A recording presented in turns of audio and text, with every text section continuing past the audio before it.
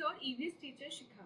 EVS third के chapter 13 में हमने पढ़ा फन इन द रेन का चैप्टर, जिसमें हमने पढ़ा rain main source of water होती है अर्थ के लिए, रेन वाटर अंडरग्राउंड वाटर कैसे बनता है, वाटर साइकिल क्या होती है, और हम रेन वाटर को कैसे स्टोर कर सकते हैं, उसको हार्वेस्ट कर सकते हैं। आज हम पढ़ने वाले हैं ईवीएस थर्ड का चैप्टर नंबर 14, जिसका नाम है shelter for all.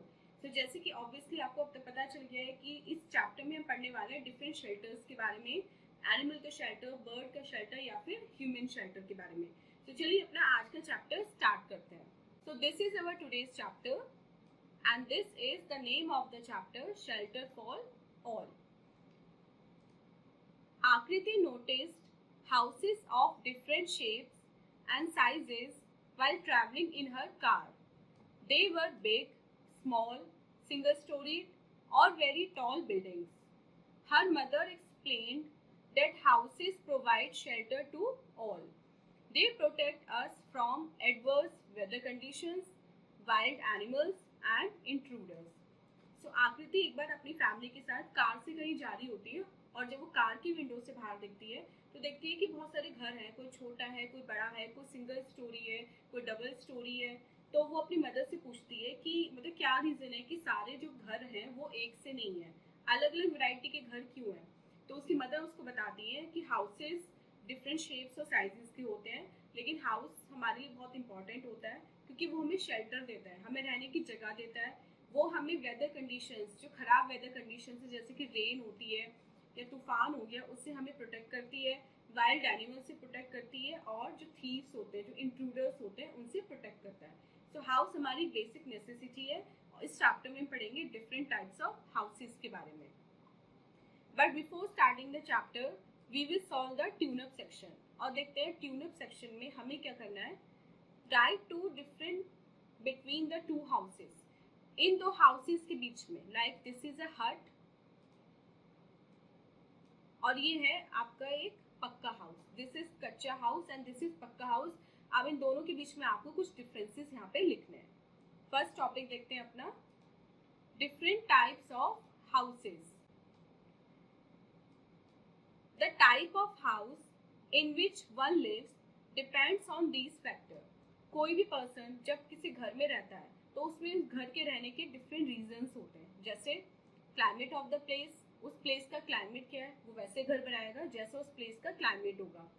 Requirement of the family, family बड़ी या छोटी है उसके हिसाब से भी घर बड़ा या छोटा होता है। Availability of raw material, raw material वहाँ पे कितना अवेलेबल होता है उस प्लेस पे जहाँ पे वो घर बना रहा है। And plus money at our disposal, हमारे पास पैसा कितना है उस घर में लगाने के लिए। There are basically two types of houses. Basically houses जो होते हैं वो टू टाइप्स के होते हैं। First is kachcha houses and second pucca houses. मतलब पहला कच्चा घर और दूसरा पक्के घर जो ईंट और सीमेंट के बने होते हैं। कच्चा हाउसेज क्या होता है?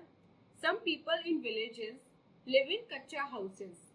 दे are made of mud, bamboo, straw and dried leaves. They are temporary and weak houses. They can not withstand heavy rains and storms. Hut is a kachcha house. तो गांव में कुछ लोगों के घर कच्चे होते हैं, लाइक वो बैम्बू, स्ट्रॉ या अदर मटेरियल के बने होते हैं, मड के बने होते हैं। वो ज़्यादा पक्के नहीं होते, मतलब इसलिए उनका नाम होता है कच्चा हाउस, क्योंकि वो ज़्यादा जो एडवर्स क्लाइमेटिक कंडीशंस होती हैं उनको सहन नहीं कर पाते।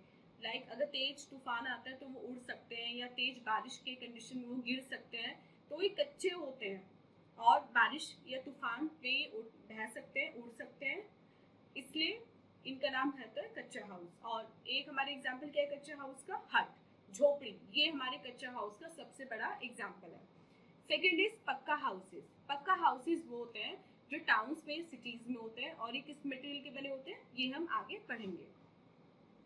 People in towns and cities live in pakka houses. They are made of bricks, cement, concrete, steel, iron and wood. They are strong and permanent houses. A bungalow or a villa is single-storied house constructed over a large area. Cost of maintenance and construction of such houses is high. An apartment building has several flats which are similar to each other. Such buildings accommodate many families at one place. Very tall buildings are called skyscrapers. So पक्का houses वो होते हैं जो brick से, cement से, concrete से, steel से, iron से या फिर वुड से बने होते हैं. ये स्ट्रॉन्ग होते हैं और परमानेंट होते हैं. मतलब तेज बारिश और तेज तूफान भी इनका कुछ नहीं बिगाड़ पाता.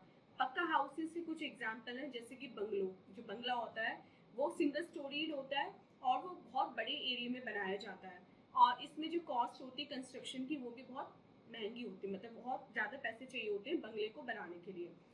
फिर आते हैं हमारे अपार्टमेंट. अपार्टमेंट मतलब जो फ्लैट्स होते हैं. तो फ्लैट मल्टी स्टोरी बिल्डिंग्स में होते हैं. सारे फ्लैट बाहर से देखने में लगभग सेम ही होते हैं. उनका जो कंस्ट्रक्शन पैटर्न होता है वो सेम ही होता है. और ऐसी बिल्डिंग्स में बहुत सारी फैमिलीज एक साथ एक ही बिल्डिंग में रह सकती हैं.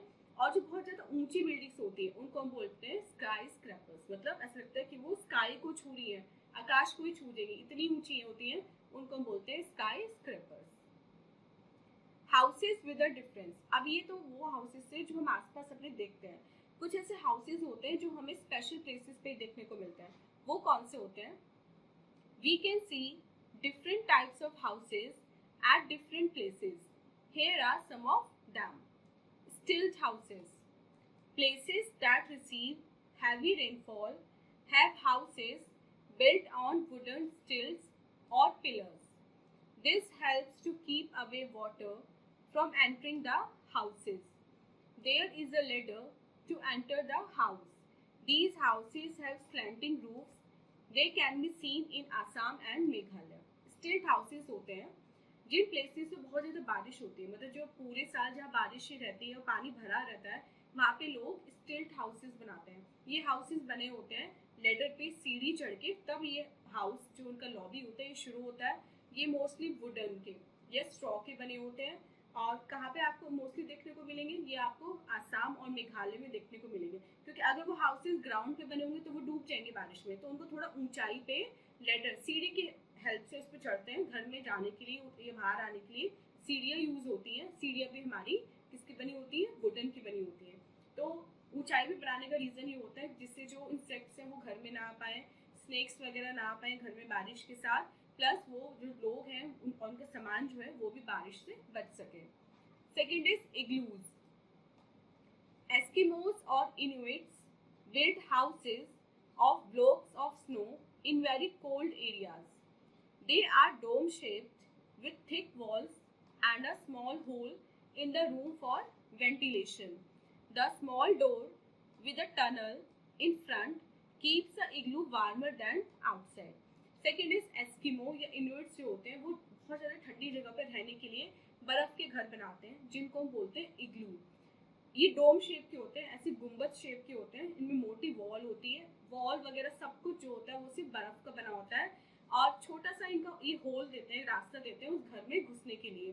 और छोटी सी खिड़की छोड़ते हैं उसमें वेंटिलेशन के लिए. जो छोटा गेट होता है, छोटा जो दरवाज़ा होता है वो टनल शेप का होता है.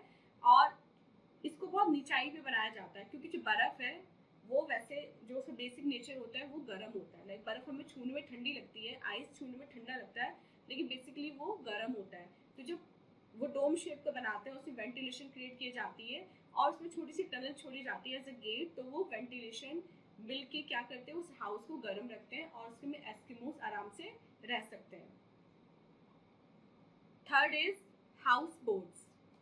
We can see several floating houses in Dal Lake of Kashmir and in backwaters of Kerala. They are houses with well-furnished rooms. Caravans. Caravans are houses on wheels. They can be easily taken from one place to another. They can be animal-driven or driven with an engine. Tents. Tents are temporary houses used by people for camping or for picnics. They are made of canvas and wooden pieces. They are easy to fix and dismantle. House boat. Dal lake जो है कश्मीर में, वहाँ पे house boats मिलती हैं. ये floating houses होते हैं. मतलब इसमें रूम होता है प्रॉपर, जो घर में बेसिक फैसिलिटीज़ होती हैं, सारी फैसिलिटी होती है, लेकिन ये फ्लोटिंग हाउस होता है. ये एक जगह पे परमानेंट नहीं होता और वैसे ही वेल फर्निश्ड होता है. तो ये इस टाइप के हाउसेज आपको मिलेंगे डल लेक यानी कि कश्मीर में. सेकेंड कारवा। कारवा क्या होता है? कारवा हाउसेज ऑन व्हील्स होते हैं, मतलब पहियों के घर बोला जाता है इनको। ये एक जगह से दूसरी जगह आराम से ले जाए जा सकते हैं।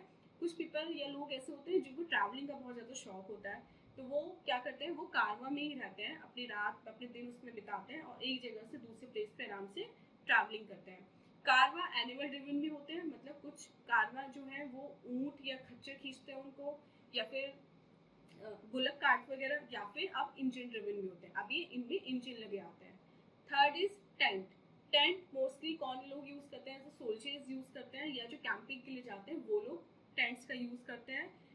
ये कैनवस का बना होता है जिसमें वुडन पीसेस होते हैं, इसको आप कहीं भी खोल के लगा सकते हो, और जब आपका काम खत्म हो जाए, आपको उस प्लेस को छोड़ना हो, तो वापस आप इसको बंद करके अपने साथ ले जा सकते हो। Next is a take a break activity. अब देखते हैं इस टेक अ ब्रेक एक्टिविटी में हमें क्या करना है। Name any 5 things and 5 people who help in construction of a house. आपको ऐसी 5 थिंग्स बतानी है एंड 5 पीपल बताने हैं जो एक घर को बनाने में यूज होते हैं, मतलब 5 थिंग्स जो यूज होती है एंड 5 पीपल जो एक घर को प्रॉपर हाउस बनाते हैं। Next topic is cleanliness of a house, घर की साफ सफाई। A clean house helps us to stay healthy. A dirty house invites several diseases. Here are some ways for keeping the house neat and tidy. The floors should be swept and mopped regularly. We can use disinfectants to keep away germs. Floors of kitchen and bathroom must be kept dry. The waste should be disposed in covered garbage cans. Safe disposal of garbage keeps the environment clean. The wall, door vents, and the furniture must be dusted regularly to avoid accumulation of dust. Clean house healthy रहने के लिए बहुत ज़्यादा important होता है। Dirty house में बहुत सारी बीमारी आ जाती है, तो इसलिए हमें हमेशा अपने घर को क्लीन रखना चाहिए। अब क्लीन रखने के कौन से तरीके होते हैं? जो फ्लोर होता है उसको डेली हमें मॉप करना चाहिए। मॉप करना मतलब उस पर झाड़ू लगानी चाहिए, उससे पोछे लगाने चाहिए, और जब भी हम उससे पोछे लगाएं तो हमें किसी न किसी डिसइंफेक्टेंट का, लाइक लाइजॉल, डेटॉल जो होता है, इसका यूज़ करना चाहिए, जिससे जितने भी जर्म्स प्रेजेंट हो जो सिंपल वाटर से नहीं जा सकते वो उन डिसइंफेक्टेंट से चले जाएं। किचन का फ्लोर और जो बाथरूम का फ्लोर है वो हमेशा हमें ड्राई रखना चाहिए। जितना भी कूड़ा होता है उसको हमें कवर्ड डस्टबिन में रखना चाहिए और उसको सेफली डिस्पोज करना चाहिए, क्योंकि अगर हमने गार्बेज सेफली डिस्पोज कर दिया तो वो हमारे एनवायरनमेंट के लिए बहुत ज़्यादा अच्छा होता है, यूजफुल होता है। जो वॉल होती है घर में, दीवारें, डोर मैट और जो फर्नीचर होता है उसको हमें डस्टिंग करते रहना चाहिए, जिससे उस पर धूल ना जमे, क्योंकि धूल आएगी तो उस पर इंसेक्ट्स भी आएंगे जो हमें बीमार कर सकते हैं। Houses should be well lit and well ventilated. Wire mesh in doors and windows keeps the insects away. जो घर होते हैं, जो हाउसेज होते हैं, वो प्रॉपर उसमें लाइटिंग होनी चाहिए और प्रॉपर वेंटिलेशन होना चाहिए, मतलब उससे प्रॉपर विंडोज होनी चाहिए जिससे सनलाइट और फ्रेश एयर अंदर आती रहे। डोर्स पे वायर मैश होनी चाहिए, विंडोज पे वायर मैश होनी चाहिए, जिससे छोटे छोटे जो मॉस्किटोज, इंसेक्ट्स हैं वो अंदर घर में ना आ पाए। Next topic is decorating the house, घर को सजाना। A plain, simple house seems boring at times. We can decorate our house in many ways and make it look attractive and beautiful. Walls can be decorated with paintings and photo frames with pictures of the family members. Vases of different sizes and floating candles can be kept on tabletops or in corners of the room. Rangoli patterns in different color combinations on the floor make it look beautiful, and rugs and carpets can be laid on the floors. एक plain simple सा house देखने में बहुत ज़्यादा boring लगता है, तो हमें क्या करना चाहिए, अपने घर को डिफरेंट तरीकों से सजाना चाहिए जिससे वो अट्रैक्टिव लगे। हम क्या कर सकते हैं घर को डेकोरेट करने के लिए? जो वॉल्स हैं उन पे हम पेंटिंग्स लगा सकते हैं, या अपने फैमिली मेम्बर्स की पिक्चर्स को हैंग कर सकते हैं। डिफरेंट फ्लावर वेसेस या फिर हम बड़े बड़े जो फ्लावर पॉट्स होते हैं वो यूज़ कर सकते हैं घर को डेकोरेट करने के लिए। रंगोली बना सकते हैं डिफरेंट कॉम्बिनेशन की, और फ्लोर पे हम कालीन या फिर जो डोरमेट होते हैं वो सुंदर से बिछा सकते हैं। तो इन्हीं सब चीज़ों से हमारा जो घर है वो बहुत डेकोरेटेड लगता है। Next is an oral question. अब देखते हैं ओरल क्वेश्चन में हमसे क्या पूछा गया है। How do you help in keeping the house clean?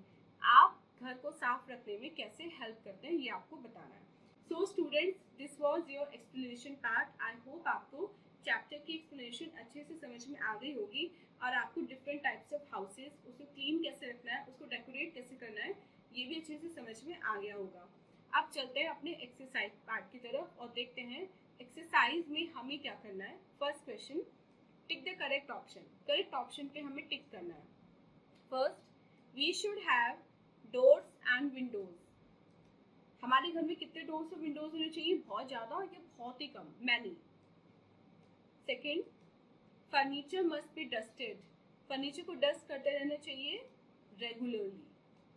Third, Eskimos live in. Eskimos कहाँ रहते हैं? इग्लूज में। फोर्थ, अ हट इज अ हाउस। हट जो है वो कैसा हाउस है? That is a temporary house, kachcha house. And fifth is a multi storeyed building. Apartment is a multi storeyed building. B part देखते हैं। Write 1-2 lines about each of these houses. ये आपका स्टिल्ट हाउस, ये इग्लू एंड ये कारवा। अब इनके बारे में आपको 1-2 लाइन्स यहाँ पे लिखनी है। थर्ड देखते हैं, match the following. Match the following में हमें कॉलम ए को कॉलम बी से मैच कराना है। सो फर्स्ट, कारवा। सेकेंड, स्टिल्ट हाउस। ये कहाँ पे मिलते हैं? हैवी रेनफॉल वाले प्लेसेस पे। थर्ड, इग्लू। ये बहुत ज्यादा कोल्ड प्लेसेस पे मिलते हैं। दिस इज कैंपिंग एंड ये है हमारा वायर मेश। सो इसको आप यहाँ पे लिख लेना। लाइक 1 का आंसर हो गया आपका सी। ये आप यहाँ पे कंप्लीट कर लेना। So students, this was your exercise part. I hope आपको चैप्टर की एक्सप्लेनेशन और एक्सरसाइज दोनों ही अच्छे से समझ में आ गई हैं। This was our today's video. मिलते हैं अपनी नेक्स्ट वीडियो में इससे नेक्स्ट चैप्टर के साथ। Till then, take care, bye bye.